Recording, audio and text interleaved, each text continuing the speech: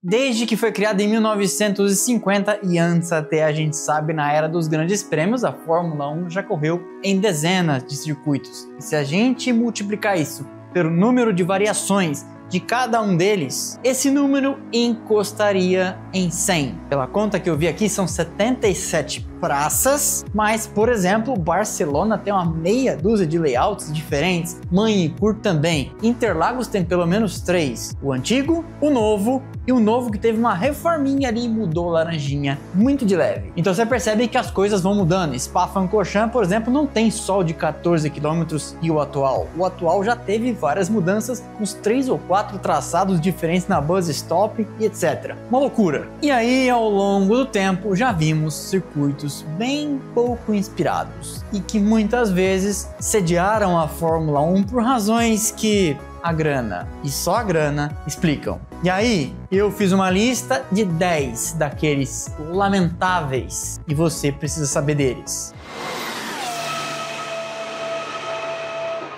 Mas antes, este vídeo é patrocinado pela Insider, a marca das tech t-shirts e mais do que isso, das roupas como um todo tecnológicas. Falando nisso, tá frio aqui em São Paulo. Vou botar meu moletom da Insider, vocês vão me dar um tempo aí. Me dá uma licencinha que tá frio.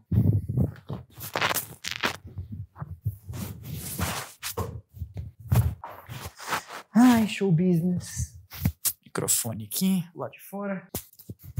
Pois é, cabelo tá bom? Pois é, neste mês de agosto, frio, calor, tem todo tipo de roupa lá, como eu comentei, você pode garantir, renovando o seu guarda-roupa, 15% de desconto indo pelo meu QR Code ou pelo meu link, fixo no primeiro comentário e também na descrição desse vídeo. Já vai direto por lá que você já entra com o cupom acionado. Tem pras meninas, tem pros rapazes, tem com estampa, tem as mais básicas como eu gosto de usar, tem de todos os tamanhos e o mais legal. As roupas tecnológicas têm tecnologia anti-odor, desamassam no corpo, você estará sempre na estica. Peguei essa gíria da Conja. E tem mais, neste mês de agosto, além do cupom, se você fizer compras acima de R$ 3,99, já garante um par de meias Spectrum Low. E em compras acima de R$ 5,99, aí você garante um boné. O meu não está aqui, eu ia mostrar para vocês, mas a Conja foi com ele para academia. Pois é, quando você ganhar o seu, fica ligeiro, fica ligeira. Mas aí você há de combinar comigo que estou te colocando na cara do gol em múltiplas camadas. Roupas tecnológicas na estica, com 15% de desconto e acima de R$ 3,99 ganha as meias, acima de R$ 5,99 você garante o boné. Portanto, cola de mim, passa de ano, vai pelo meu QR Code ou pelo link na descrição. Já entra com o desconto acionado e saia do site alinhadérrimo. Já encontrei com diversos de vocês por aí na padaria, no restaurante, no autódromo nem se fala. E quando não estou com as roupas do canal gravando, estou a passeio, a lazer, a paisana com as roupas da Insider porque você está sempre alinhado. Beleza? Então é isso. Cola de mim, passa de ano, seguimos. Antes de receber a Fórmula 1 num circuito de rua próximo ao mar, Valência já tinha visto carros de corrida e muitas edições da MotoGP no circuito permanente Ricardo Tomo, que está por lá até hoje. Vários testes de pré-temporada foram conduzidos nessa pista e aí quando falaram a Fórmula 1 vai para Valência, muita gente pensou: ah, entendi, será no circuito. Mas não foi. A pista de 5,4 km foi construída próxima à região portuária, perto também da Cidade das Artes. Uma região da cidade que eles queriam desenvolver. E quando alguém quer desenvolver, você sabe, tem um pouco de especulação imobiliária por trás disso, doações de campanha, enfim, sujeira. Eram 25 curvas, 5.419 metros e o layout tinha diversas curvas até de alta velocidade, naquilo que seria o começo de tentar distanciar circuito dentro de cidade de traçado lento e travado. E logo de cara a pista recebeu críticas por ser muito estreita para encorajar ultrapassagens e muito larga para parecer desafiadora como um circuito de rua. A galera também nunca está satisfeita. E pode parecer uma heresia eu já começar a minha lista com um circuito que viu brasileiros vencendo nas duas primeiras edições. Felipe Massa em 2008, Rubens Barrichello com a Brown em 2009. Sua primeira vitória naquele ano. e a penúltima do Brasil, pelo menos até hoje, na Fórmula 1. O projeto custou aproximadamente 98 milhões de euros e em 2013, logo depois de acabar o contrato da Fórmula 1, que foi até 2012, denúncias de corrupção levaram algumas figuras locais para a cadeia. Já estive em Valência, essa região está abandonada, nem dá para chegar lá direito. E tem um amigo querido que mora por lá, abraço pro Paulo, que me diz: este assunto é uma piada na cidade. Tipo alguma obra que nunca ficou pronta aí na sua cidade e algumas também aqui na minha. Melhor não falar nada para não arrumar inimigos de graça. Aprovado. Aprovado. A verdade é que a pista nunca deu grandes corridas e talvez o momento mais notável e notório foi aquele quase looping de Mark Webber acertando uma placa em 2010. Lembra? O circuito internacional de Yongan, na Coreia do Sul, é mais um daqueles que nunca empolgou. E te digo também uma coisa, jogava no simulador e não via a hora que acabasse aquela desgraça. Especialmente porque o nerd aqui jogava 100% da distância. Localizado a 300 km de Seul, a capital do país, o plano é que uma região toda se desenvolvesse no entorno do circuito. Inclusive na primeira edição, em 2010, gruas de construção nos horizontes. O projeto custou 400 milhões de dólares e combinava trechos permanentes que seriam utilizados apenas para o circuito, com também vias que seriam abertas ao tráfego, como se fosse parte de um condomínio e parte autódromo permanente. No entanto, o layout com 5.615 metros e 18 curvas nunca conquistou o coração dos pilotos. Os problemas começaram logo na primeira edição, com falhas crônicas de acabamento nas áreas de escape e na estrutura de box, e a baixíssima frequência do público, já que a pista ficava numa região remota e a Fórmula 1 tinha sido devidamente apresentada ao público sul-coreano. Tudo isso prejudicou inclusive a experiência televisiva, com a FOM instruindo os operadores de câmera a fazer planos fechados que não mostrassem as arquibancadas semidesertas. Foram apenas 4 edições, 10, 11, 12 e 13. Em 2014 a Fórmula 1 não voltou para lá. Bernie Ecclestone certamente botou uma grana no bolso e hoje o circuito está abandonado. O circuito de Sochi é considerado por muitos fãs da Fórmula 1 a pior pista em que a categoria já colocou os pés ou os pneus até hoje. Talvez a única pessoa que discorde disso seja Valtteri Bottas, que andava muito bem por lá. A pista foi construída ao redor do Parque Olímpico de Sochi, que recebeu as Olimpíadas de Inverno de 2014. E com 5.848 metros, nunca conseguiu superar falhas fundamentais de design. Design no sentido de fazer uma pista com algum cheiro de personalidade, de alma. Com retas muito longas, várias curvas de 90 graus em seções extenuantemente lentas. E partes em que o ar sujo tinha um efeito devastador na possibilidade de alguém seguir o outro alguém para fazer uma ultrapassagem. O circuito tinha uma curva, a curva 2, descrita por George Russell como a pior de todo o calendário. Qual que é a 2? Deixa eu ver. A Fórmula 1 passou por lá em 8 temporadas e em praticamente todas essas edições, o único tipo de ultrapassagem que a gente viu acontecia na estratégia, nos boxes. E o momento de boa corrida que me ocorre buscando na memória talvez seja a tempestade que tomou a primeira vitória de Lando Norris. Lembra? Em 2021, ou Daniel Kvyat acertando a traseira de Sebastian Vettel, que enlouqueceu de raiva. De resto, realmente muito sem sal. A pista de Phoenix, no Arizona, um circuito de rua, recebeu a Fórmula 1 em 3 oportunidades, 89, 90 e 91. 2 delas vencidas por Ayrton Senna. E foi mais uma pista na imensa cruzada da Fórmula 1 de se popularizar pela terra do Tio Sam. Eu já contei por aqui, mas a Fórmula 1 já vinha tentando dar certo por lá, correndo em Watkins Glen, Sebring, Riverside, depois em Detroit, Long Beach, Dallas, e aí a tentativa foi Phoenix. E, mais uma vez, não deu certo. No caso, mais 3 vezes. O centro da cidade foi transformado numa pista. Na verdade, pista é generosidade. Algumas retas conectadas por monte de esquinas, curvas de 90 graus, sem nenhuma personalidade, nenhum desafio, e um dos maiores problemas para quem ia assistir a corrida era a completa falta de visibilidade. Você só via onde os carros estavam passando na sua frente. Algo que, por exemplo, em Interlagos é o oposto. Você vê quase 70% da volta. Entre 89, 90 e 91, a pista mudou de layout numa tentativa de salvar alguma coisa, mas aí, depois de 91, Bernie Ecclestone, que ganhava dinheiro com aquilo, puxou o fio da tomada abruptamente, sem justificativas, e levou a Fórmula 1 embora. Parece que até ele não gostava de Phoenix.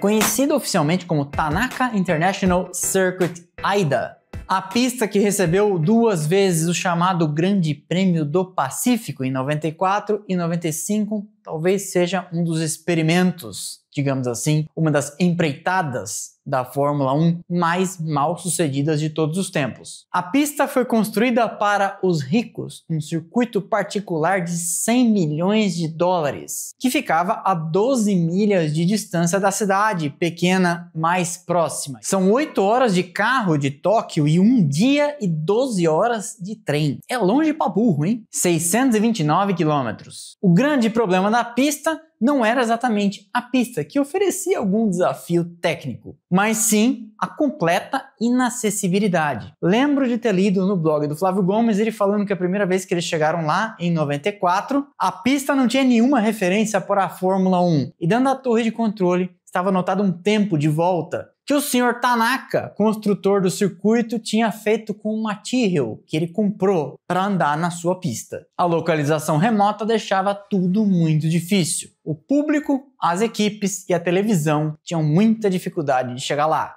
O circuito aparece aqui como 94 e 95, mas na verdade recebeu apenas um grande prêmio, o do primeiro pódio de Rubens Barrichello, com uma vitória de Schumacher, naquele dia em que o Senna foi atingido na largada por Nicola Larini e Mika Häkkinen. A corrida em 1995 estava programada, mas teve um cancelamento por causa do terremoto na cidade de Kobe, que afetou severamente a infraestrutura da região, impossibilitando corrida. E aí acabou sendo uma vez para nunca mais. Pesquisei aqui e, segundo a internet, a pista de AIDA recebe ainda provas de diversas categorias japonesas, como a Super GT, que foi comprada e tem o nome hoje em dia de Circuito de Okayama. O circuito de Yas Marina estreou na Fórmula 1 em 2009, roubando de Interlagos a vaga para fechar o campeonato. Sempre disse aqui e a imprensa inglesa concorda, Interlagos tem lugar de honra, deveria abrir e encerrar o calendário. Mas enfim, grana. Abu Dhabi pagou, construiu um circuito nababesco e hoje cedia a final do campeonato e o faz desde 2009. E vamos combinar que pistinha xarope Abu Dhabi era no começo. Sofreu algumas mudanças e de 2021 para cá ficou levemente mais fluida. Mas a primeira versão era insuportável. Lembro de jogar no simulador, dava vontade de morrer. Na primeira sessão, naquela parte do estádio onde o Verstappen ultrapassou o Hamilton em 2021, o traçado não era daquele jeito. Tinha uma chicane que levava aquele grampo. Que tormento! E depois, no final da segunda reta de trás, também não era curva com banking inclinado, e sim uma sequência de chicanes insuportável. Durante mais de uma década, a pista era consistentemente a líder entre as mais detestadas. Dava corridas entediantes e deve, até hoje, dar pesadelo num tal de Fernando Alonso, lembrando da traseira daquela Renault amarela de Vitaly Petrov, que ele não conseguiu ultrapassar e com isso perdeu um campeonato para Sebastian Vettel. As modificações que vieram em 2021 melhoraram significativamente a coisa, embora eu não tenha tido ainda a chance de jogar no simulador. O O circuito del Jarama, que é o nome de um rio que passa pela região nos arredores de Madrid, recebeu continuamente a Fórmula 1 por 14 temporadas seguidas, entre 68 e 81. E apesar de ter durado tanto tempo, é lembrado pela galera que acompanhava já a Fórmula 1 naquela época por oferecer corridas modorrentas. O traçado tinha 3.404 metros e 13 curvas e talvez estivesse mais adequado a uma categoria nacional, dessas que correm aqui no Brasil, Turismo 1.4 e etc. Sendo meio curto e apertado para a Fórmula 1, mesmo a Fórmula 1 daquele começo de década de 80. Era com isso caracterizado por uma pista travada, aquele jogo de Libertadores fora de casa 1-0, obrigado, que nada acontece, a bola não corre. Sabe como é que é? Com isso, a posição de largada, como num circuito de rua, tinha uma importância desproporcional para o resultado. Os problemas de infraestrutura, já para aquela Fórmula 1, no começo de sua profissionalização, eram gritantes, oferecendo para quem trabalhava, para quem pilotava e para quem ia curtir uma corrida que todo mundo não via a hora que acabasse. A lembrança mais memorável que há por lá é justamente da última edição, em 1981, em que Gilles Villeneuve, justamente por causa do layout travado, conseguiu uma vitória heróica defendendo a ponta por 68 voltas, em que ninguém conseguiu lhe ultrapassar.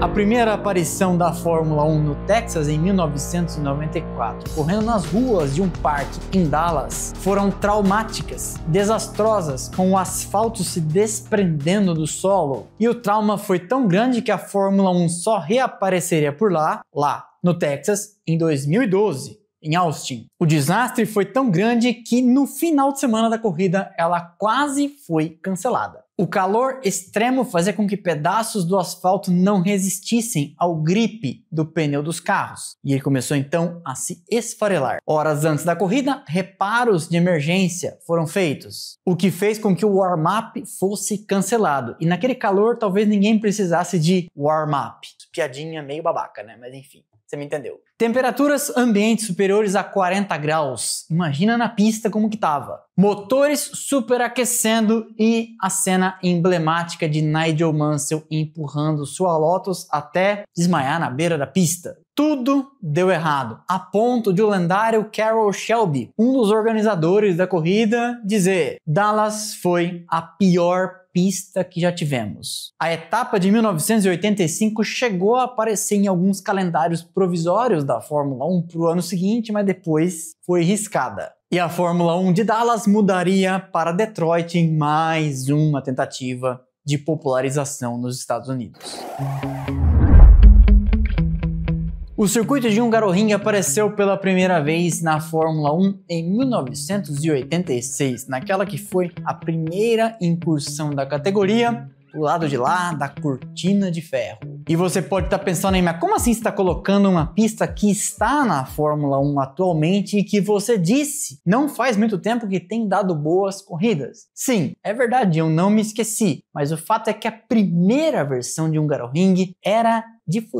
Vou pedir para o editor colocar aqui para vocês a diferença entre a versão atual com uma reta alongada e também menos chicanes, especialmente uma que era depois da curva 3, que deixava a pista extremamente travada. E olha que ela já é uma pista travada hoje em dia. As edições de 86, 87 e 88 correram neste layout. Depois, em 2002, uma nova alteração alongou a reta dos boxes e também a reta na parte posterior, deixando curvas mais secas, mais trechos de pé cravado e com isso melhorando a condição de ultrapassagem. Mas a primeira versão de Hungaroring era trash. A Fórmula 1 corre desde 2023 em Las Vegas, Rodrigo. Então, do que você está falando? Então, é que antes disso, ela tinha passado por um circuito provisório dentro de estacionamento de um hotel e correu por lá 2 vezes, 81 e 82. É o exemplo mais extremo e bem acabado de como a ambição por faturar alguns dólares e o desespero de Eccleston para popularizar, já falei isso aqui, a Fórmula 1 nos Estados Unidos poderia levar e levou a decisões muito ruins. Em 81 e 82, a Fórmula 1 encerrou suas temporadas correndo em Las Vegas. O circuito tinha 3.650 metros, 14 curvas e traçado anti-horário. E o layout consistia basicamente numa série de retas conectadas dentro das alças de um estacionamento, desses de shopping center, supermercado ou, no caso, um hotel. Parecia mais um circuito de kart indoor desses de shopping. Um asfalto foi aplicado em cima do concreto,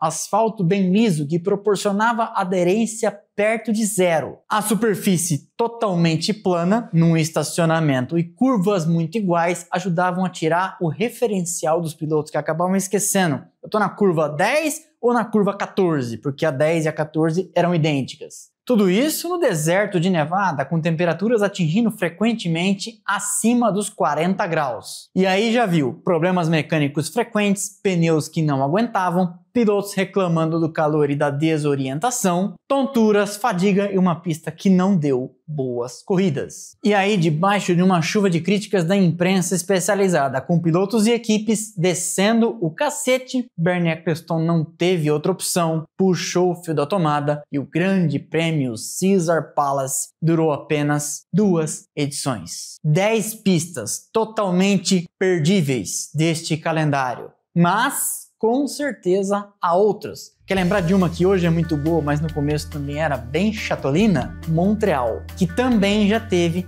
traçados diferentes na ilha de Notre Dame e foi com o tempo sendo simplificada, lapidada e hoje, na minha opinião, é uma das mais legais. Mas a minha opinião não importa de nada. Comente aqui embaixo 10 ou, sei lá, uma que você não gosta e que eu não coloquei nessa listinha. Quem sabe podemos fazer uma edição 2 das outras 10 que ninguém curte. Tentei fazer um apanhado passando por várias épocas. Esse foi então mais um episódio do Splash and Go no YouTube. Espero que vocês tenham gostado. Deixa o like que é de graça, não custa nada, você sabe, ajuda demais o canal. Quebra essa pra mim, quebra essa pra nós e deixe seu comentário. Isso ajuda o algoritmo a seguir distribuindo nosso conteúdo internet afora. Não lembra de nenhum circuito? Não tem problema, deixa um emojizinho que seja, conte de onde nos assiste, qualquer coisa serve. Para não ficar de fora de nada do que fazemos por aqui, temos canais de notificação, Instagram, Telegram e WhatsApp estão passando aqui embaixo, os links estão lá na descrição. Por fim, mas não menos importante, temos nossas redes sociais, Instagram, Twitter, Threads e TikTok, estão passando aqui os arrobas e os links também estão lá embaixo, onde tem conteúdo o tempo todo. Vejo vocês no próximo vídeo, valeu e aquele abraço.